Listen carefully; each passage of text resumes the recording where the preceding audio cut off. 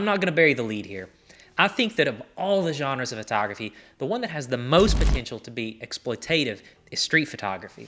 I just don't care for it. And in this video, I'm going to tell you why. Over the years, I've had the opportunity to shoot almost all genres of photography in at least some capacity. And obviously, like anybody, some have resonated with me more than others. I love portraiture, and I really love landscape photography, but one that really just hasn't resonated with me is street photography. There are a number of reasons why I think that that's probably the case, but the proliferation of YouTube channels has only magnified the issues plaguing street photography. And I think the thing that bothers me the most, if you distilled it down just as simply as you could, the main problem I have with street photography is it oftentimes involves not getting your subject's consent. Yes, with street photography, most of the time the subject doesn't give explicit or implicit consent for the photo that you're taking. Sometimes the subject doesn't even know that you've taken a photo. Although I'm sure you wouldn't have guessed it by my accent, I am a guy from a rural part of America. And I think at least in my culture, there's an inherent politeness that isn't present a lot of times when you go to a much larger metropolitan area. When we see somebody on the street, we shake hands and say, "Hey buddy, how you been doing?" You know, we pull up to a red light and strangers wave at one another.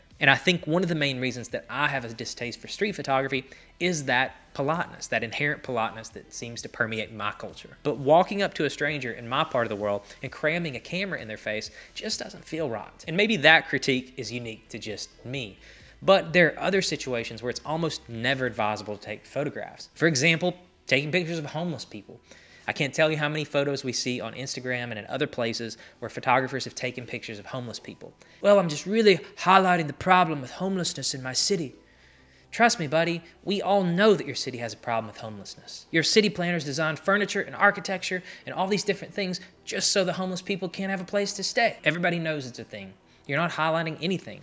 All you're really doing is advancing your own photographic career by taking a picture of someone in really unfortunate circumstances.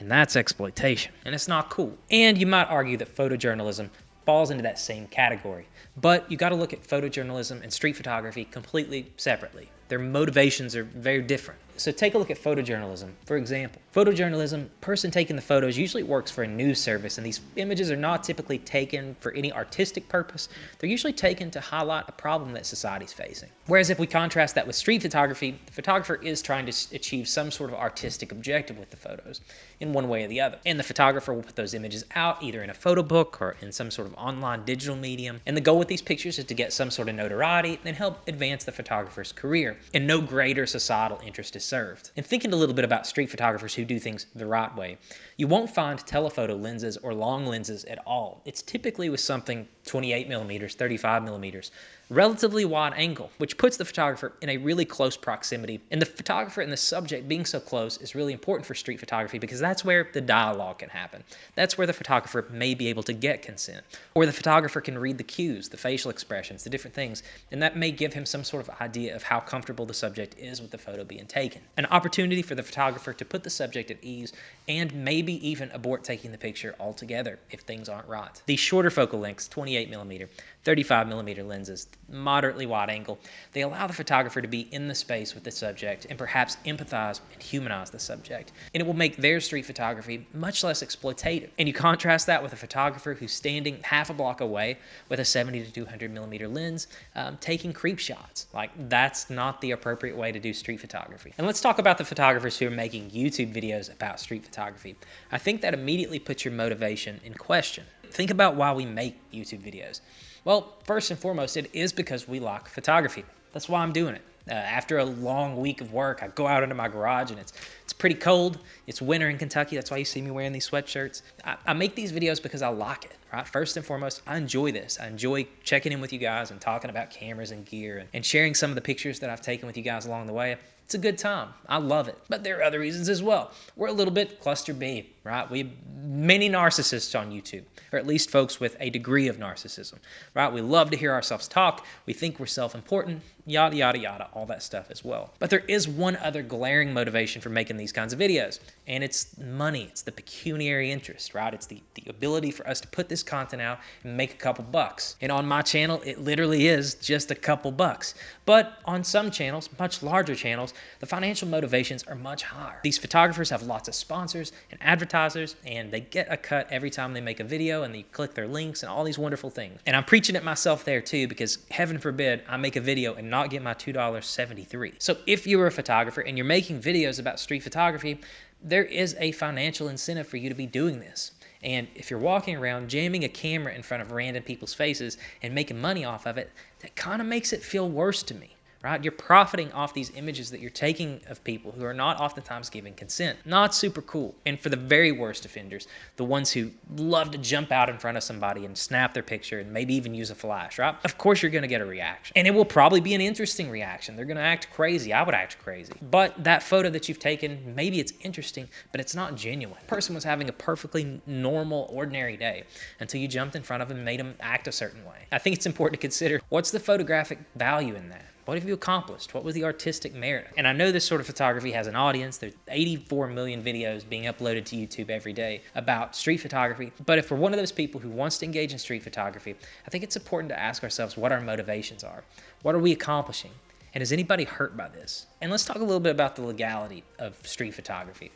And I know there's going to be some old dude in the comments, and he's going to be like, "Oh, it's legal to take pictures of people in public." In the United States, a person has no reasonable expectation of privacy when they're in a public place. And that person is fair game to be photographed. The law being that way can be particularly annoying for folks who have a certain amount of fame or notoriety, but there are good and valid reasons for the law being the way that it is. And this is oftentimes used as a fallback position of folks who take pictures in questionable situations. And as someone who has slept through literally dozens of hours of constitutional law classes at this point, just because something is legal doesn't make it right. Separate but equal.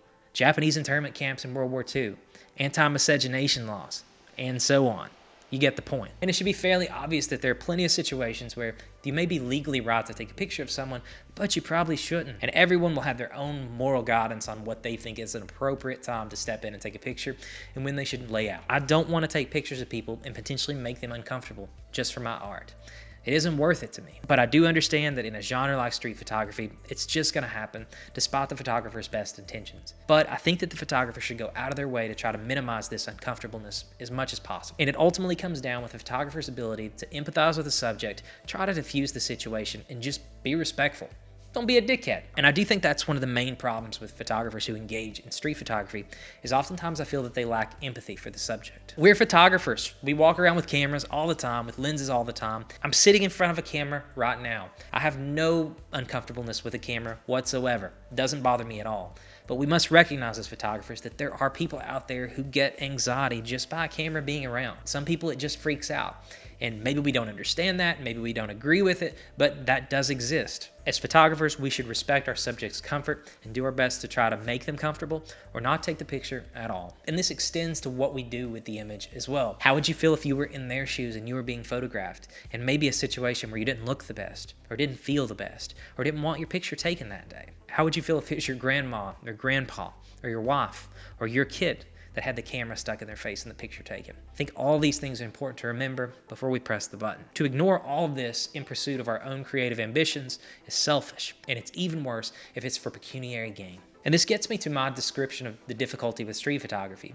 At worst, street photography is exploitative. You're not telling someone you're taking a picture, you're jumping out in front, you're scaring them, whatever. You're taking a picture unexpectedly. Maybe they want their picture taken, maybe they don't. At worst, street photography is exploitative.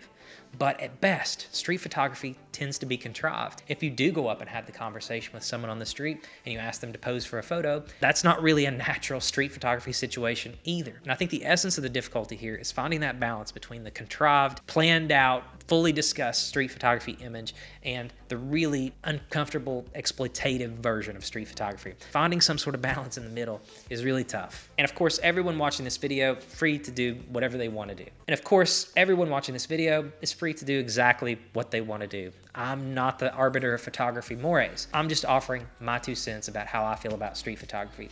And you may or may not agree. It's not my favorite genre of photography. Maybe you absolutely love it, and that's super cool. But I would ask, if you're going to do street photography, if it is your passion, try to go about it in a respectful way and being empathetic for your subject. I think you owe that to your subjects. And obviously in this video, I'm spending a lot of time talking about the more blatant acts. jumping out in front of somebody, right, and taking their picture unexpectedly, or standing at the edge of the playground taking a picture of a kid. These are obviously wrong. These are very obvious examples of how not to go about street photography, but I mainly use these as illustrations so that you'll be more considerate about the images that you're taking and the way that you go about your street photography. At the end of the day, I do believe street photography is a really important genre of photography, especially as a way to document everyday life. But I also think that it's a genre of photography that needs to be approached with care and respect for our subjects. Yes, I spent most of this video trying to get up on my moral high horse. What are your thoughts on street photography? Do you love it? Do you hate it? And before you go, if you thought this video was cool, check out this video I made about the recent announcement of the Polaroid i2 and the company's amazing comeback that they've been on. But as always, guys, thank you so much for watching, and we'll see you next time.